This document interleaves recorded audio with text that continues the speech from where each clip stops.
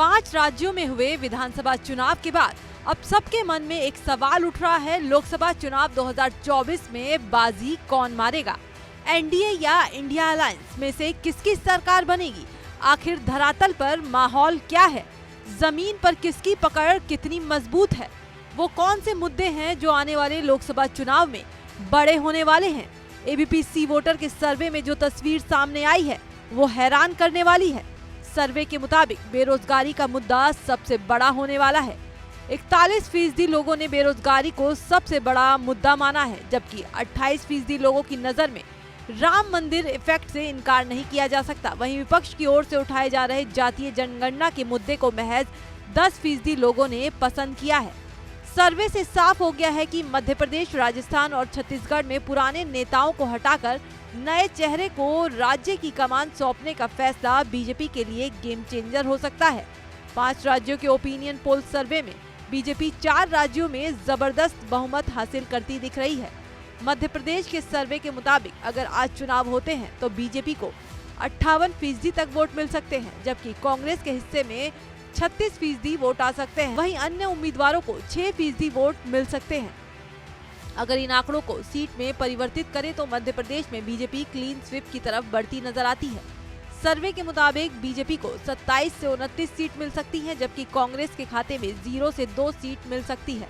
वहीं अन्य के खाते में एक भी सीट आने का अनुमान नहीं है। वहीं राजस्थान में लोकसभा चुनाव में बीजेपी का जादू चलने का अनुमान है। एबीपी सी वोटर सर्वे में बीजेपी लोकसभा चुनाव में भी विधानसभा चुनाव वाला प्रदर्शन दोहराती नजर आ रही है। राजस्थान में बीजेपी को 57% वोट मिल सकते हैं, जबकि कांग्रेस का आंकड़ा 34% वोट पर थम सकता है। वहीं अन्य के खाते में 9% वोट आ सकते हैं। यानी वोट प्रतिशत के मोर्चे पर विधानसभा चुनाव के मुकाबले कांग्रेस का आंकड़ा और कम हो सकता है। अब देखिए, अगर वोट प्रतिशत को सीट पे काउंट करें तो क्या तस्वीर बनती है।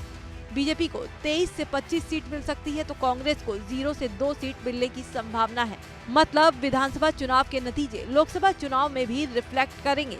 वहीं छत्तीसगढ़ के ओपिनियन पोल के आंकड़ों ने कांग्रेस के लिए फिर से खतरे की घंटी बजा दी है।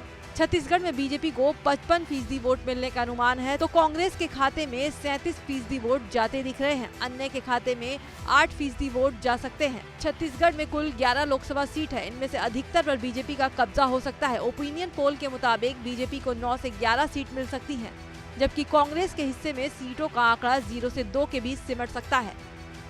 दूसरे लफ्जों में कहें तो आने वाले लोकसभा चुनाव में बीजेपी के नेतृत्व वाला एनडीए कांग्रेस पर भारी पड़ सकता है। एबीपी न्यूज सी वोटर के ओपिनियन पोल के आंकड़े बीजेपी का उत्साह बढ़ाने वाले हैं, जबकि कांग्रेस को सावधान करने वाले हैं, क्योंकि सी वोटर ओपिनियन पोल सर्वे के नतीजों से ये अंदाजा लगाया जा सकता है कि देश की जनता का जनादेश किसके साथ है।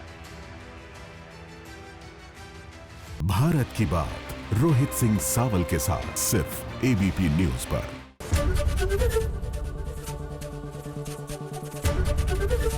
एबीपी गंगा, खबर आपकी, जुबान आपकी।